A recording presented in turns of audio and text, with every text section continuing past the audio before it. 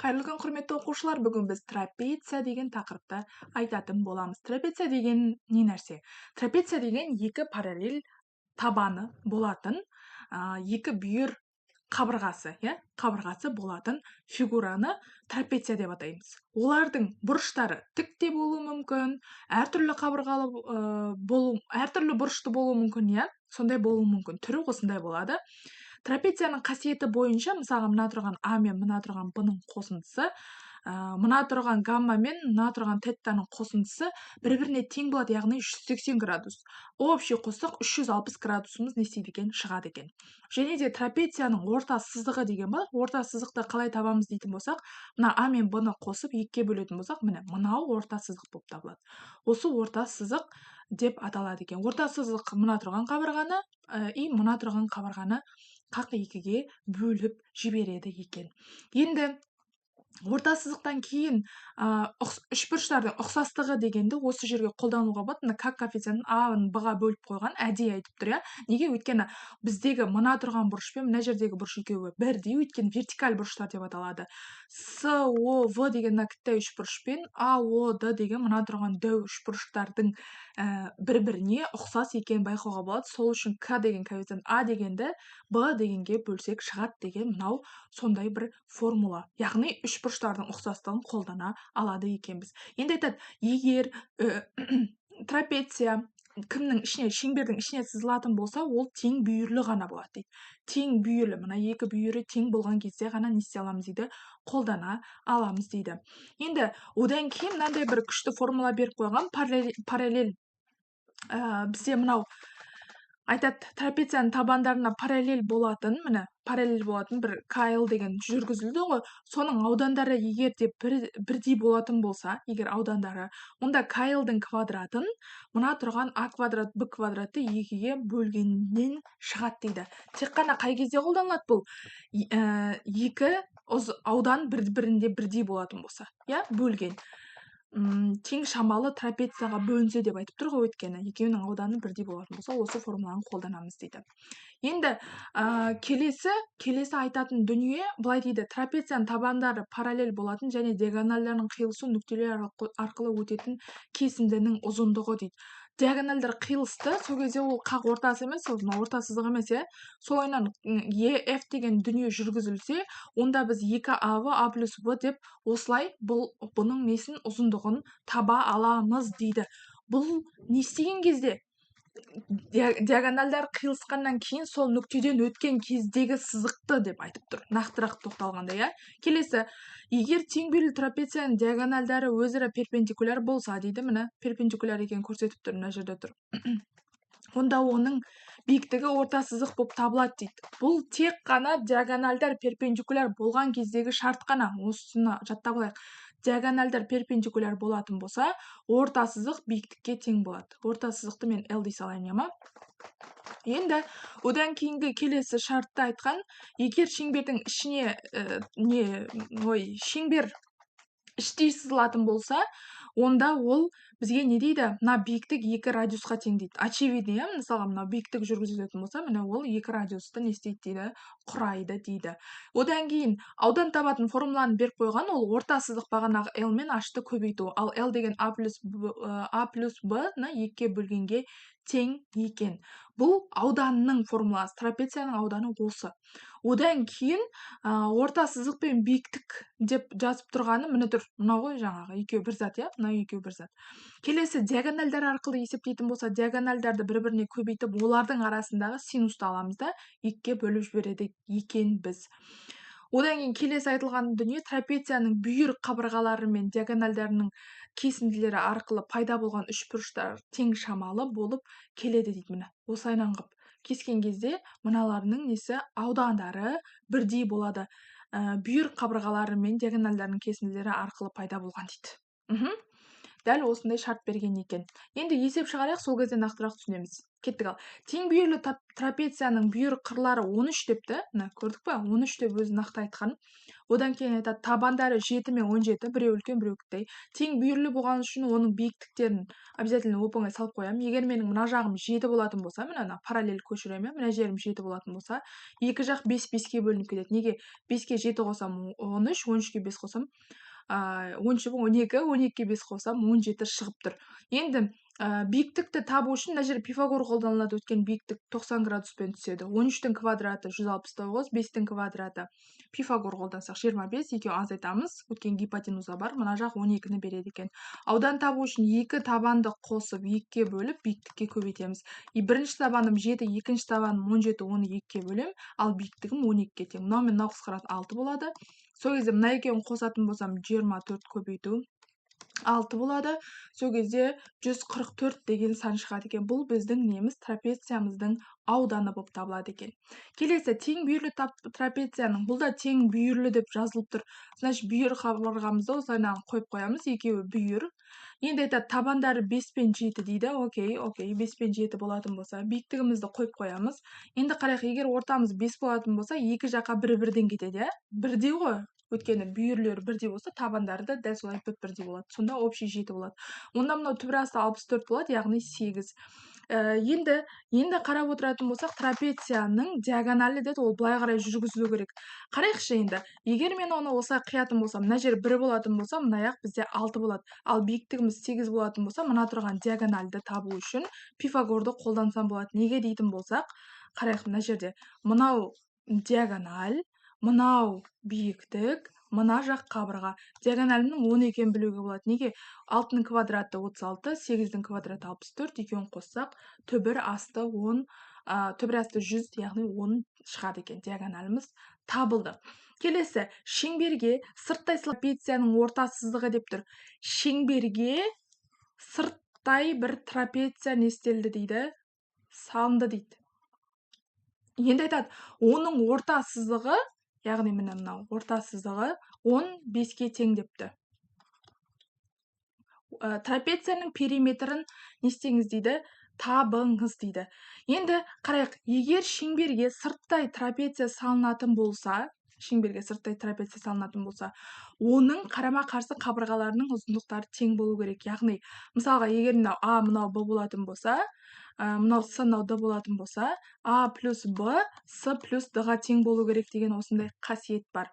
Енді, егер мен А плюс Б-ны табайын десем, А плюс Б, оны былайынан табам. Естерінемеді? Орта сызық дегеніміз, орта сызық. L дей салайын, орта сызықты.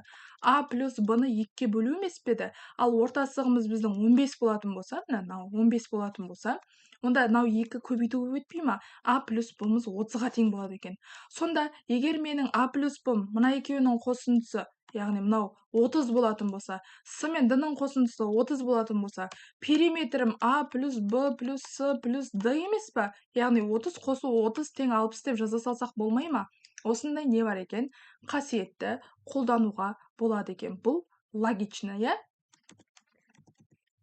Енді шеңберге сырттай сызылған тікбұрышты трапеция дейді. Яғни трапеция берілген, соған шеңберге сырттай трапеция сызылған тақалып тұр деп ойлайық, осылай тақалып тұр. Енді айтады, оның аяқ тік болсын, мына жақты тік қоя салайық. Мына қабырғасы 8, мына қабырғасы 14, бүйір қабырғасы деп айтты.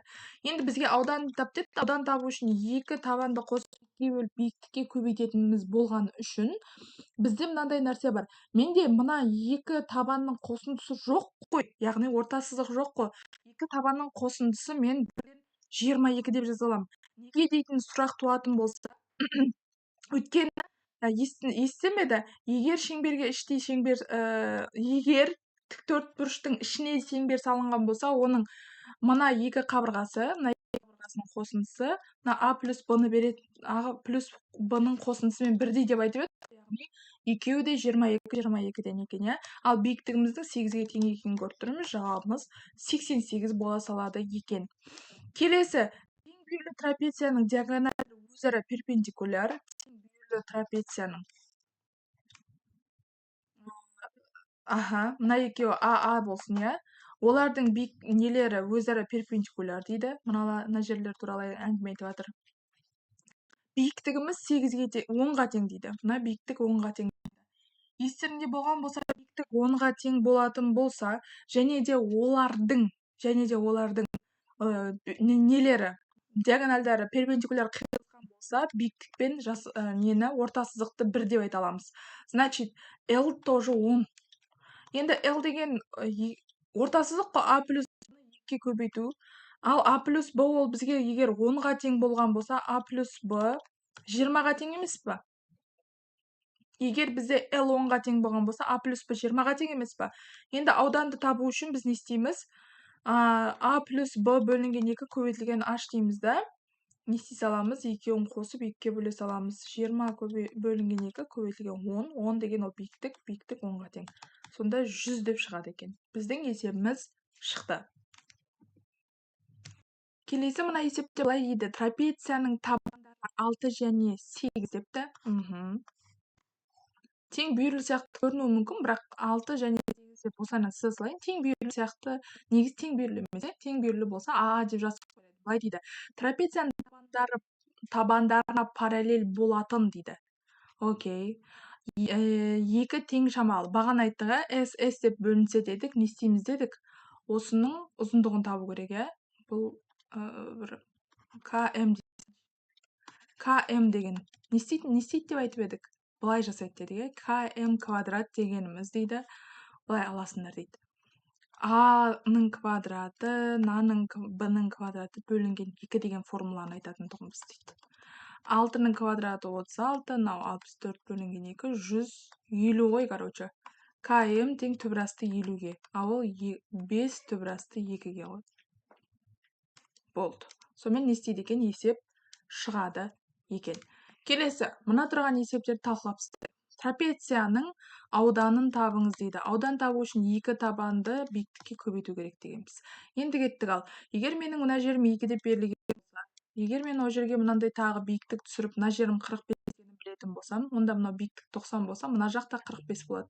Өйткені 45-ке 45 қосып, оны 2-ге бөлетін болса, 45-ке 45 90-ға қосатын болсақ, общий бізде не шығады екен? 180 градус шығады. Енді қарайық, мынау гипотенуза 6 түбірасты 2 болса, мына қабырғалар 6-дан пифагормен тексеріп көруге болады, лайфхакты қолданамыз. 4 мына жер болады. Енді 2 табан биіктік бәрі белгілі ғой. Так, бірінші табаным 4, ол міне тұр. Екінші табаным мына астындағылардың бәрі, ол 12. Неге дейтін болсақ, 6-ға 4 қосам 10, 10-ға 2 қосам 12. Сонда бөлінген 2, биіктігім 6-ға тең. Міне тұр 6-ға тең. Сол кезде бізде 16 деген сан шығады. 16-ны, мынаны 16. 16-ны 2-ге бөлетін болсақ 8, 48. Аудан 48-ге тең екен. Осылай геометрияның басындағысын бәрін бірге қолданамыз. АВС трапециясы дейді, X-тің мәнін табыңыз депті. Осыған тоқталайық. Ал енді қарайық, егер менің тең бүйірлі екенім белгілі болатын болса, онда мен мына жерге биіктік салмайын ба? Сосын мына жерге 8 дейтін тұғым. Мына аяғым 4 болса, мына жағымда 4 болады, өйткені тең бүйірлі деді. Енді қарайық, мынандай үшбұрыш көріп тұрмын мен. Мынау 9 дейді. Мына жақтағы общий қабырға, мынау бізге DV деген ғой, DV. Яғни міне тұр. Мына қабырға. Мына жақ бізде 13-ке тең екен. Пифагорға салып жіберетін боламыз. DV дей салайық, мынаны. DV дегеніміз түбір астында 81 плюс 169 болады екен. Не үшін? Ондай 144 деген ғой, 144 болады екен. Өйткені мынау 12 екен ғой. 8-ге 4-ті қоссақ 12 шығады, 12, 144 болады екен. Сонда 15 шығады екен, мына X-іміздің мәні не істейді? Сол кезде табылады екен. Келесі, трапецияның ауданын табатын формула белгілі. Бірінші қабырға 6, екінші қабырға төменде 12, оны 2-ге бөліп 8-ге көбейтеді екенбіз. Сол кезде біз номинан қысқартам 4 болады. Мына екеуін қосатын болсам 18, 18 4-ге көбейтетін болсам 72 деген сан шығады екен. Есептер нормальный сияқты. Так, келесі, егер де бізге мынау мен мынаның ауданы бірдей деп берілетін болса, егер бірдей деп берілетін болса, X-тің квадраты, біз жаңа айттық 4-тің квадраты, сосын 8-дің 10-ның квадраты деп аламыз. Өйткені мына қабырға 10, оны 2-ге бөлеміз дейдік, Так, 16, 116, 116-ны 2-ге бөлеміз, 58 деген сан шығады. X-тің түбірасты 58 деп жаза саламыз, болды. Так, енді бізге тең бүйірлі екендігі берілген. Тең бүйірлі десек, орта сызықпен биіктік бір-біріне тең деп айттық. Енді орта сызықты табу үшін екі табанды екіге бөлеміз. Бірінші табаным 4, екінші табаным 10, оны екіге бөлеміз, сонда 7. Бізде мына биіктік сонда 7 деп қабылдасақ болады екен. Ауданды табу үшін орта сызықты биіктікке көбейтеміз. Биіктігім 7, орта сызығым 7, сонда 49 деген не шығады екен? Сан шыға салады екен. Так, трапецияның ауданын табыңыз депті. Бұны табу оңай. Биіктік түсіре саламыз. Егер менің мына жағым 60 болатын болса, мына жағым 30. Енді қараймыз былай деп. 30 градусқа қарсы жатқан катет, мына жақта жатқан катет, гипотенузаның жартысы, яғни түбірасты 3. 60 градусқа табу үшін оны әшейін түбірасты 3-ке көбейте саламыз, ол 3-ке тең екен. Так, егер бұл осындай түбірасты 3, мына жақ 3 болатын болса, енді келесі жасайтын тірлігіміз біздің мына жағымыздың 3 екендігін көру. Биіктігіміз 3-ке тең ғой өйткені. Ал егер ол 3 болса, мына жағымыз да 3-ке тең. Онда x-іміз 3 түбірасты 2-ке тең.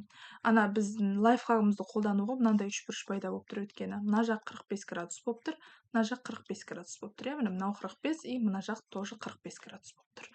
Сөйтіп біздің x-іміз 3 түбірасты 2 болып шыға салады екен. Короче, сонда бұндай есептерді шығарғанда не нәрсеге мән беру керекпіз? Біз бастапқы Пифагордың лайфхактары, одан кейін мына жақтағы жазылған ең басында берілген мына тұрған формулаларды жақсылап жаттап алу керек екенбіз. Сәттілік болсын, енді да қадалмай өтіп кетейік. Давайте.